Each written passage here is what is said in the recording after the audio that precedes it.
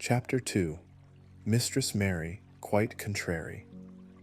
Mary had liked to look at her mother from a distance, and she had thought her very pretty, but as she knew very little of her, she could scarcely have been expected to love her, or to miss her very much when she was gone.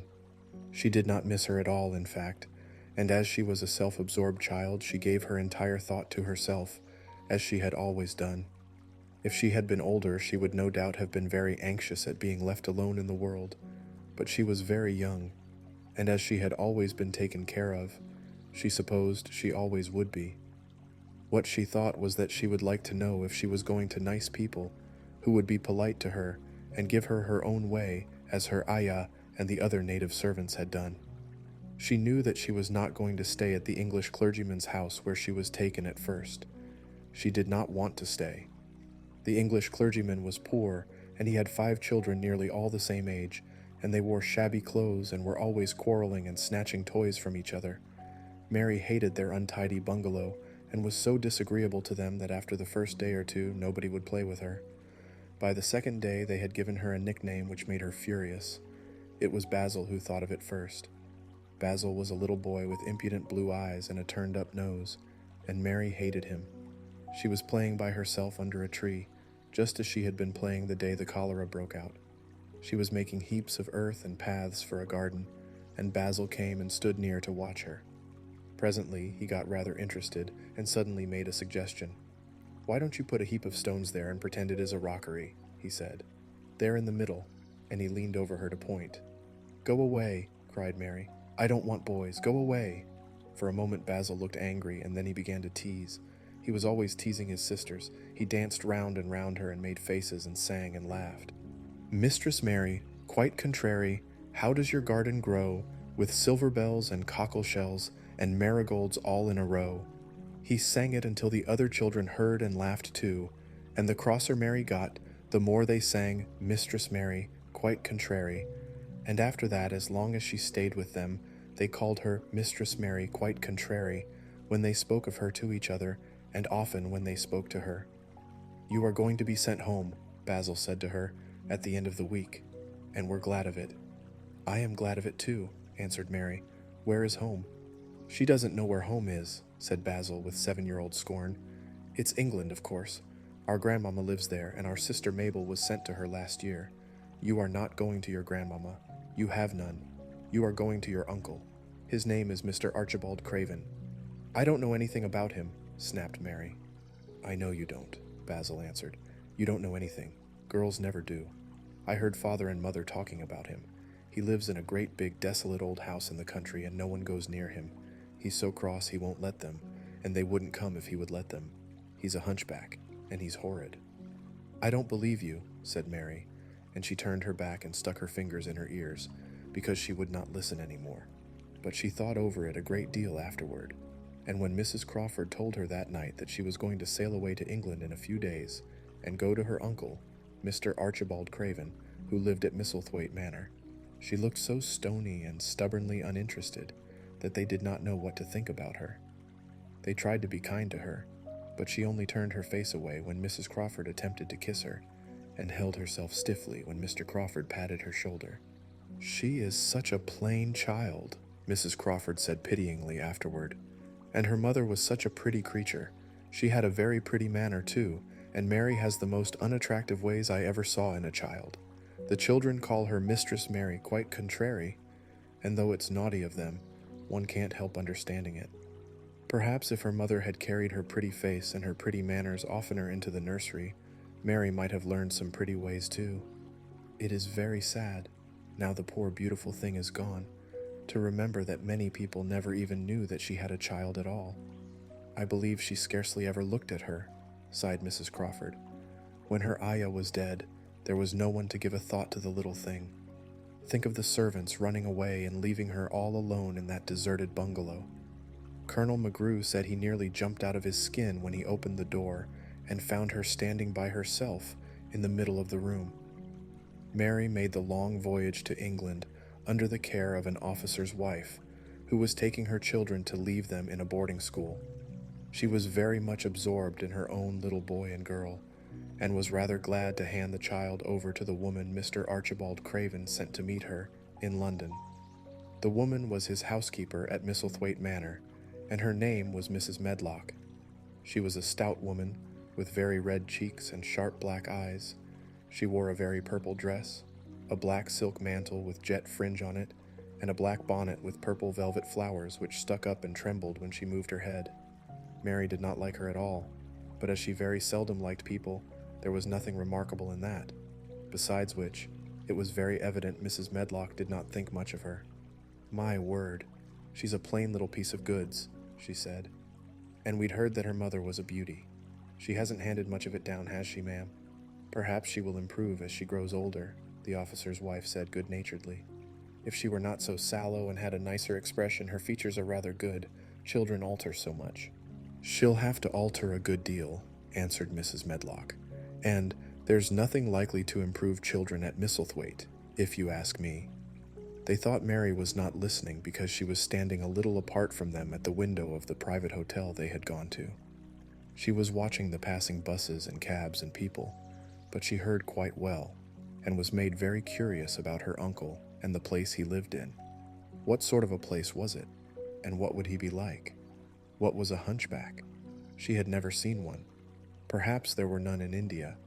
Since she had been living in other people's houses and had had no ayah, she had begun to feel lonely and to think queer thoughts which were new to her. She had begun to wonder why she had never seemed to belong to anyone, even when her father and mother had been alive. Other children seemed to belong to their fathers and mothers, but she had never seemed to really be anyone's little girl. She had had servants and food and clothes, but no one had taken any notice of her. She did not know that this was because she was a disagreeable child, but then, of course, she did not know she was disagreeable. She often thought that other people were, but she did not know that she was so herself. She thought Mrs. Medlock the most disagreeable person she had ever seen, with her common highly colored face and her common fine bonnet. When the next day they set out on their journey to Yorkshire, she walked through the station to the railway carriage with her head up and trying to keep as far away from her as she could, because she did not want to seem to belong to her. It would have made her angry to think people imagined she was her little girl. "Humph," muttered Mrs. Medlock, staring at her queer, unresponsive little face. She did not say any more for a few moments, and then she began again. "I suppose you might as well be told something, to prepare you. You are going to a queer place." Mary said nothing at all, and Mrs. Medlock looked rather discomfited by her apparent indifference, but after taking a breath she went on. "Not but that it's a grand big place in a gloomy way, and Mr. Craven's proud of it in his way, and that's gloomy enough too.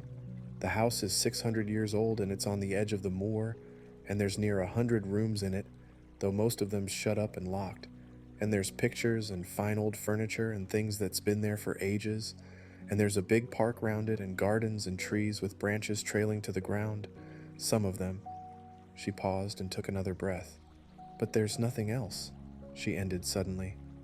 Mary had begun to listen in spite of herself.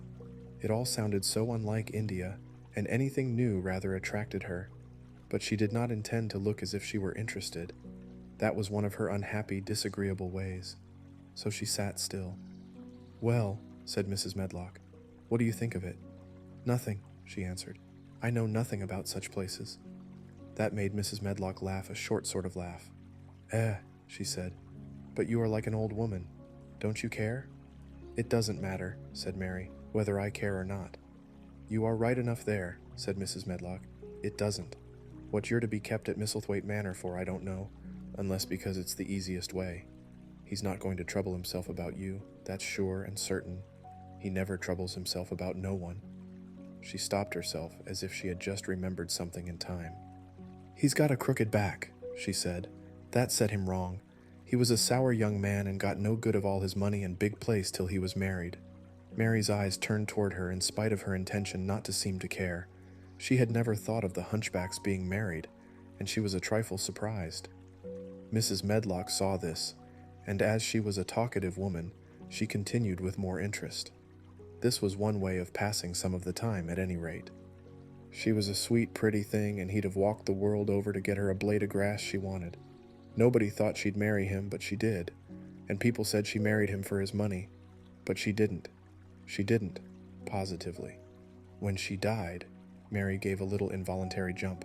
"Oh, did she die?" she exclaimed, quite without meaning to. She had just remembered a French fairy story she had once read called Riquet à la Houppe. It had been about a poor hunchback and a beautiful princess, and it had made her suddenly sorry for Mr. Archibald Craven. "Yes, she died," Mrs. Medlock answered, "and it made him queerer than ever. He cares about nobody. He won't see people. Most of the time he goes away, and when he is at Misselthwaite, he shuts himself up in the West Wing and won't let anyone but Pitcher see him. Pitcher's an old fellow, but he took care of him when he was a child, and he knows his ways." It sounded like something in a book, and it did not make Mary feel cheerful. A house with 100 rooms, nearly all shut up and with their doors locked, a house on the edge of a moor, whatsoever a moor was, sounded dreary. A man with a crooked back who shut himself up also.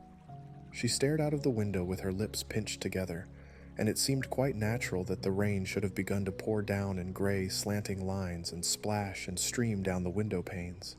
If the pretty wife had been alive, she might have made things cheerful by being something like her own mother, and by running in and out and going to parties as she had done in frocks full of lace. But she was not there anymore. "You needn't expect to see him, because 10 to 1 you won't," said Mrs. Medlock. "And you mustn't expect that there will be people to talk to you. You'll have to play about and look after yourself. You'll be told what rooms you can go into and what rooms you're to keep out of.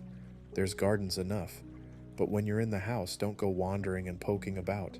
Mr. Craven won't have it." "I shall not want to go poking about," said sour little Mary.